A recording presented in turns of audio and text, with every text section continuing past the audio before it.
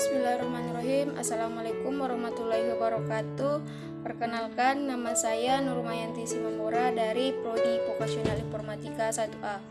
Di sini saya akan menjelaskan materi tentang landasan pendidikan.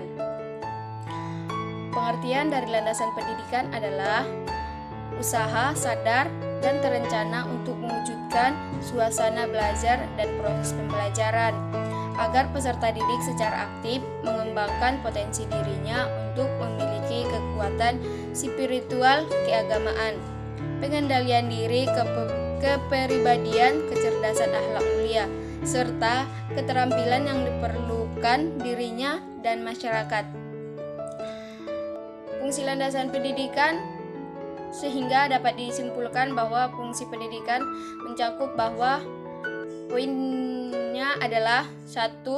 Sebagai pijakan utama yang kokoh dan adil untuk memastikan keadilan pendidikan seperti dalam landasan hukum pendidikan. Yang kedua adalah promoter utama untuk memastikan kualitas pendidikan yang terarah sesuai dengan kebutuhan dan tujuannya. Yang ketiga yaitu landasan pendidikan hukum untuk menjaga keadilan dan kemerataan pendidikan. Yang selanjutnya yaitu tujuan landasan pendidikan. Sementara itu, tujuan atau hasil yang ingin dicapai melakukan kajian landasan pendidikan adalah seperti berikut. Pertama, pendidikan menjadi hak seluruh manusia tanpa syarat apapun. Yang kedua, pemerataan pendidikan baik dari segi kuantitas maupun kualitas bagi seluruh umat manusia. Yang ketiga, terjaganya hak pendidikan bagi seluruh kalangan tanpa terkecuali. Yang keempat, pendidikan berfungsi sebagai mestinya, yakni memajukan dan membantu manusia untuk dan tidak salah gunakan untuk hal yang negatif. Yang selanjutnya yaitu landasan pendidikan. Macam-macam dari landasan pendidikan. 1. Landasan filosofis. A. Pengertian landasan filosofis. Landasan filosofis adalah bersumber dari pandangan-pandangan dalam filsafat pendidikan, menyangkut keyakinan terhadap hakikat manusia, keyakinan tentang sumber nilai, hakikat pengetahuan, dan tentang kehidupan yang lebih baik dijalankan. Aliran filsafat yang kita kenal saat ini adalah idealisme, realisme, perennialisme, esensialisme, pragmatisme, dan progresivisme dan eksistensialisme. Adapun yang dimaksud dengan esensialisme adalah mazhab pendidikan yang mengutamakan pelajaran teorik. Yang kedua, presensialisme adalah aliran pendidikan yang mengutamakan bahwa ajaran konsultan. Yang ketiga, pragmatisme dan progresisme. Pragmatisme adalah aliran filsafat yang memandang segala sesuatu dari nilai kegunaan praktis di bidang pendidikan. Aliran ini melahirkan progresivisme yang menentang pendidikan tradisional. Yang selanjutnya rekonstruksionisme adalah mazhab filsafat pendidikan yang menempatkan sekolah atau lembaga pendidikan sebagai pelapor perubahan masyarakat. Yang selanjutnya yaitu eksistensialis. Filsafat pendidikan eksistensialis berpendapat bahwa kenyataan atau kebenaran adalah eksistensialis atau adanya individu manusia itu sendiri. Yang kedua, Pancasila sebagai landasan filosofis sistem pendidikan nasional. Pasal 2 Undang-Undang Republik Indonesia Nomor 2 Tahun 1989 menetapkan bahwa pendidikan nasional berdasarkan Pancasila dan Undang-Undang 1945. Yang kedua yaitu landasan sosiologis. A. Pengertian landasan sosiologis berkenaan dengan perkembangan kebutuhan dan karakteristik masyarakat. Sosiologis pendidikan merupakan analisis ilmiah tentang proses sosial dan pola-pola interaksi sosial di dalam sistem pendidikan. B. Masyarakat Indonesia sebagai landasan sosiologis sistem pendidikan. Perkembangan masyarakat ini di masa ke masa telah memengaruhi sistem pendidikan nasional. Hal tersebut sangat wajar mengingatkan kebutuhan akan pendidikan semakin meningkat dan kompleks. Yang ketiga yaitu landasan kultural. Pertama, pengertian dari landasan kultural adalah kebudayaan dan pendidikan mempunyai hubungan timbal balik, sebab kebudayaan dapat dilestarikan atau dikembangkan dengan jalur mewariskan kebudayaan dari generasi ke generasi. Penerus dan jalan pendidikan baik secara formal maupun informal. Yang keempat adalah landasan psikologis. Pengertian dari landasan psikologis berkaitan dengan prinsip-prinsip belajar dan perkembangan anak-anak.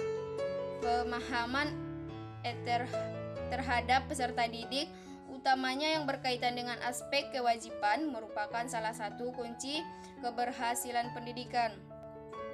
B. Perkembangan peserta didik sebagai landasan psikologis. Pemahaman tumbuh kembang manusia sangat penting sebagai bekal dasar untuk memahami peserta didik untuk menentukan keputusan dan atau tidak yang dapat dalam membantu proses tumbuh kembang itu secara efektif dan efisien. Yang kelima yaitu landasan ilmiah dan teknologis. 1. Pengertian landasan iptek. Kebutuhan pendidikan yang mendesak cenderung memaksa tenaga pendidikan untuk mengadopsinya teknologi dari berbagai bidang teknologi ke dalam penyelenggaraan pendidikan. Pendidikan yang berkaitan erat dengan proses penyaluran pengetahuan haruslah mendapat perhatian yang profesional dalam bahan ajaran. Yang kedua, bahan perkembangan iptek sebagai landasan ilmiah. Iptek merupakan salah satu hasil pemikiran manusia untuk mencapai kehidupan yang lebih baik, dimulai pada permulaan hidup manusia, lambang pendidikan utamanya. Yang keenam yaitu landasan hukum. Kata landasan dalam hukum berarti melandasi atau mendasari titik tolak. Sementara itu, kata hukum dapat dipandang sebagai aturan baku yang patut ditaati. Aturan baku yang sudah disahkan oleh pemerintah ini bila dilanggar akan mendapat sanksi sesuai dengan aturan yang berlaku pula.